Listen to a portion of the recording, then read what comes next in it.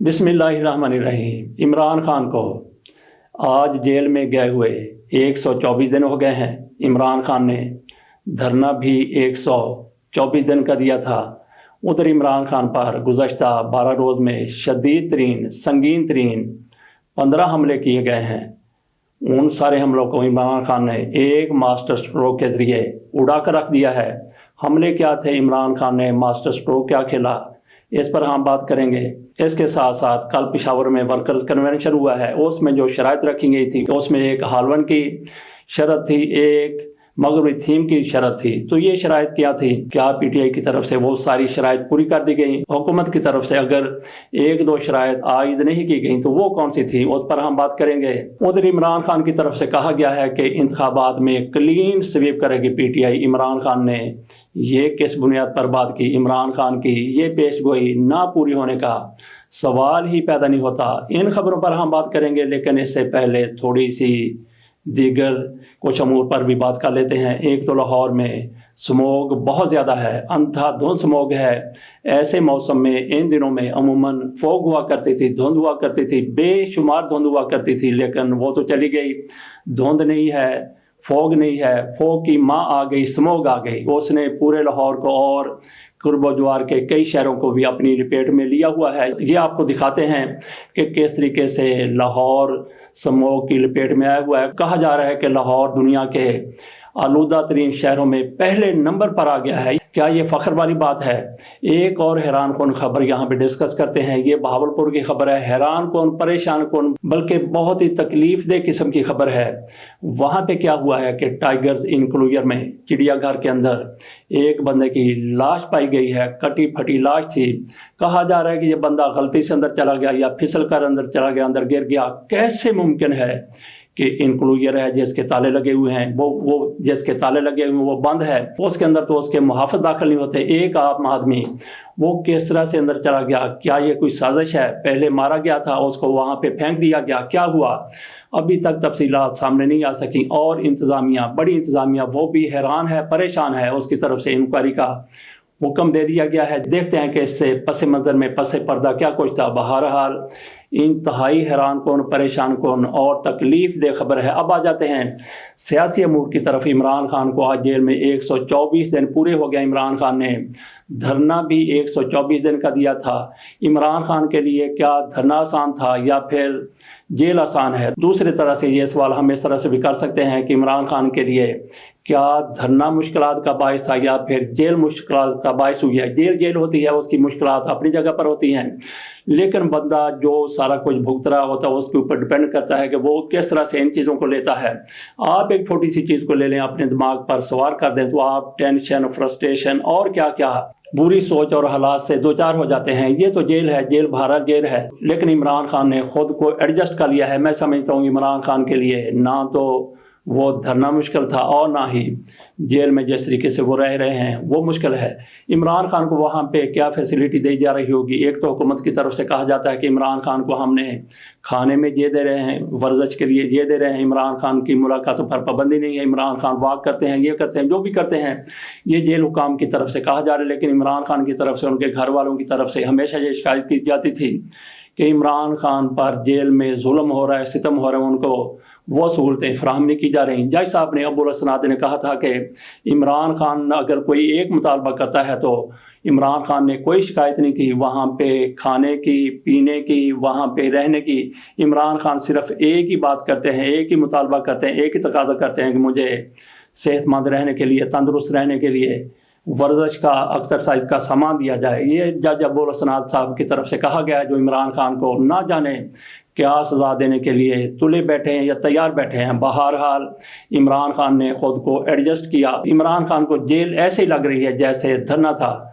बहरहाल इमरान खान ने खुद को वहाँ पे एडजस्ट कर लिया है। इमरान खान के खिलाफ गुज़श्ता 12 दिनों में 15 संगीन तरीन हमले किए गए हैं। वो आपके सामने रखते हैं, एक एक पर थोड़ी थोड़ी बात कर लेते हैं। सबसे पहला हमला उन पर खाबर मानेका साहब की तरफ से किया गया था, जब उन्होंने अदालत में जाकर ये कहा कि इमरान खान मेरी अहलिया से मिलते थे, इमरान खान और मेरी अहलिया के माबैन तल्लुकात जायज़ नहीं थे। बहरहाल हम इसके ऊपर बात कर चुके हैं, ये बंदा क्या बात कर रहा है, लेकिन ये एक शदीद तरीन हमला था। उसके बाद एक और हमला फिर एक गवाह की तरफ से किया गया, वो भी खबर मानिका की तरफ से अदालत में गवाह पेश किया गया था। खबर मानिका ने जिस दिन ये दरख्वास्त दी, बिल्कुल उससे एक रोज़ पहले मोहम्मद हनीफ ने इद्दत के हवाले से दी गई अपनी दरख्वास्त वापस ले ली थी। तो कुछ लोगों की तरफ से समझा गया कि इमरान खान अब इस मामले से निकल गए हैं, लेकिन इमरान खान को मज़ीद फंसाने के लिए खबर मानिका को तैयार किया गया। उन्होंने अदालत में जाकर ये दरख्वास्त दी और अपने गवाह भी पेश की है। उनका सबसे बड़ा और सबसे पहला गवाह था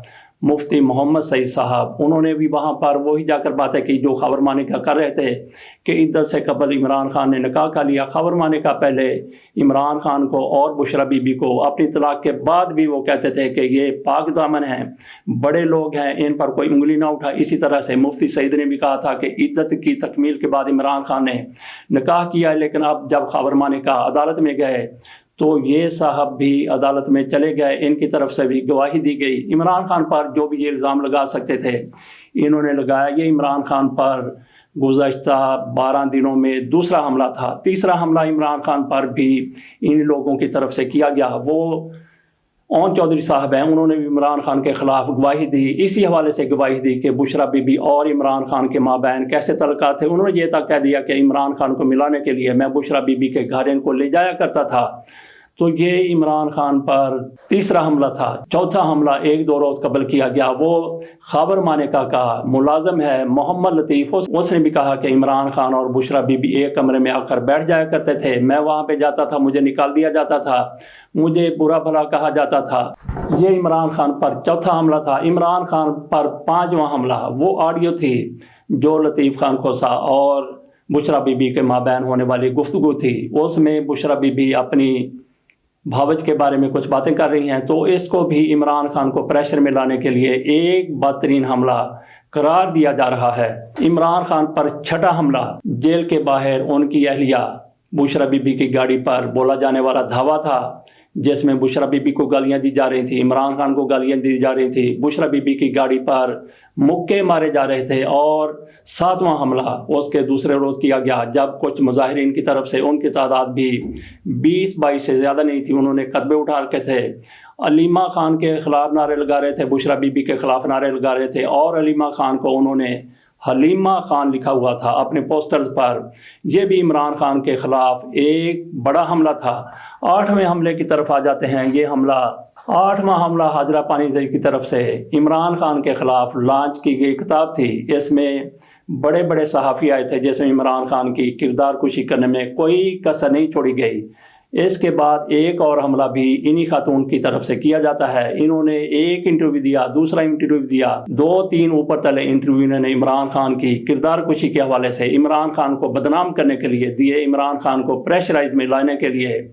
ये 8वां हमला था। और 9वां हमला इमरान खान पर किताब के बाद इनके इंटरव्यूज़ का था। इमरान खान पर 10वां हमला किया गया अनोश खान की तरफ से। अनोश खान कौन है? ये SSP हैं लाहौर में। इन्होंने 2 इंटरव्यू दिए इमरान खान के ख़िलाफ़। इमरान खान को उन्होंने साबित करने की कोशिश की कि इमरान खान किस तरह से 9 मई के वाक़यात में बराह रास्त मुलव्वस हैं। एक इन्होंने इंटरव्यू दिया, दूसरा इंटरव्यू दिया। इसको हम एक ही हमला कंसिडर कर लेते हैं।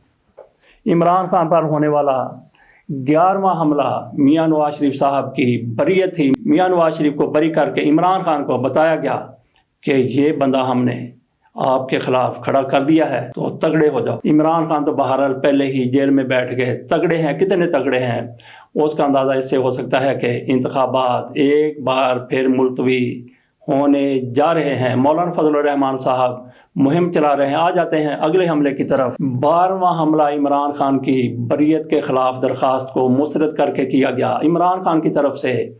उस मामले में जिसमें उन्होंने एक जज साहिबा का नाम लिया था, उस पर इमरान खान पर तौहीन अदालत लगी थी। मामला हाई कोर्ट में भी किया था, वहाँ पे तो मामला ये ख़त्म हो गया, लेकिन ये बदस्तूर चल रहा है। तो एक जज साहब के सामने ये मामला गया कि इमरान खान को इस केस से बरी कर दिया जाए, क्योंकि इमरान खान इस मामले को निपटा चुके हैं, माफ़ी मांग चुके हैं। लेकिन जज साहब की तरफ से कहा गया, ये जज साहब हैं डिस्ट्रिक्ट एंड सेशन जज मोहम्मद मुरीद अब्बास साहब। انہوں نے خاتون جج کو دھمکی دینے کے حوالے سے عمران خان کی اس بریت کی درخواست کو مسترد کر دیا۔ یہ بھی عمران خان پر ایک اور سنگین حملہ کنسیڈر کیا جاتا ہے۔ اگلے حملے کی طرف آ جاتے ہیں، یہ ہے عمران خان پر ہونے والا 13واں حملہ۔ 13ویں حملے میں کیا ہوا ہے؟ القادر ٹرسٹ، اس میں عمران خان اور بشرا بی بی اور دیگر بھی 5-6 لوگوں کے خلاف ریفرنس دائر کر دیا گیا ہے۔ یہ بھی عمران خان کو جھکانے کے لیے، دبانے کے لیے ایک حملہ ہے۔ 14واں حملہ عمران خان پر کیا گیا الیکشن کمیشن کی طرف سے جیل میں سماعت کے حوالے سے۔ عمران خان پر توہین الیکشن کمیشن کا کیس ہے۔ پہلے الیکشن کمیشن کی طرف سے کہا جا رہا تھا کہ یہ کیس اگر سننا ہے اس کی سماعت ہمارے ہاں ہوگی، یہاں پہ ہوگی، لیکن اس پر جب حکومت کی طرف سے جواب دے دیا گیا کہ ایسا ممکن نہیں ہے، تو پھر انہوں نے ایک فیصلہ محفوظ کیا تھا۔ وہ فیصلہ سنا دیا گیا جس کے تحت عمران خان کے خلاف جیل میں ٹرائل ہوگا، اور 13 دسمبر کو الیکشن کمیشن عمران خان کے خلاف سماعت کے لیے جیل جا رہا ہے۔ اس کو عمران خان کی طرف سے، ان کی ٹیم کی طرف سے بالکل ہی غیر قانونی قرار دیا گیا ہے۔ اور عمران خان پر ہونے والا اب تک کا 15واں حملہ، جس کو عمران خان نے ماسٹر اسٹروک کے ذریعے پہلے ہی اڑا کر رکھ دیا تھا، یہ حملہ کیا گیا ہے جسٹس عمر فاروق صاحب کی عدالت کی طرف سے عمران خان کو جھکانے کے لیے، عمران خان کو دبانے کے لیے، عمران خان کو انصاف سے گویا محروم کرنے کے لیے عمران خان کی طرف سے درخواست دی گئی تھی کہ جناب عمر فاروق صاحب، چیف جسٹس صاحب، ہمارا معاملہ توشہ خانہ کے حوالے سے چونکہ لاہور ہائی کورٹ میں ہے، تو آپ مہربانی کریں وہاں پہ معاملہ چلنے دیں، ہماری درخواست ہمیں واپس کر دیں۔ لیکن عمر فاروق صاحب کی طرف سے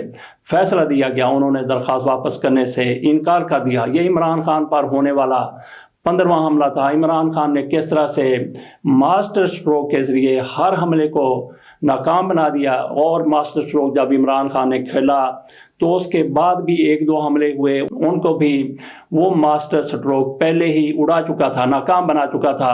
اب آپ کے سامنے رکھتے ہیں کہ وہ ماسٹر اسٹروک کیا تھا۔ عمران خان نے صحافیوں کے ساتھ جیل کے اندر گفتگو کی تھی۔ یہ شاید صحافیوں کے ساتھ عمران خان کی آخری ملاقات تھی، بہرحال پہلی ملاقات تو یقینی تھی۔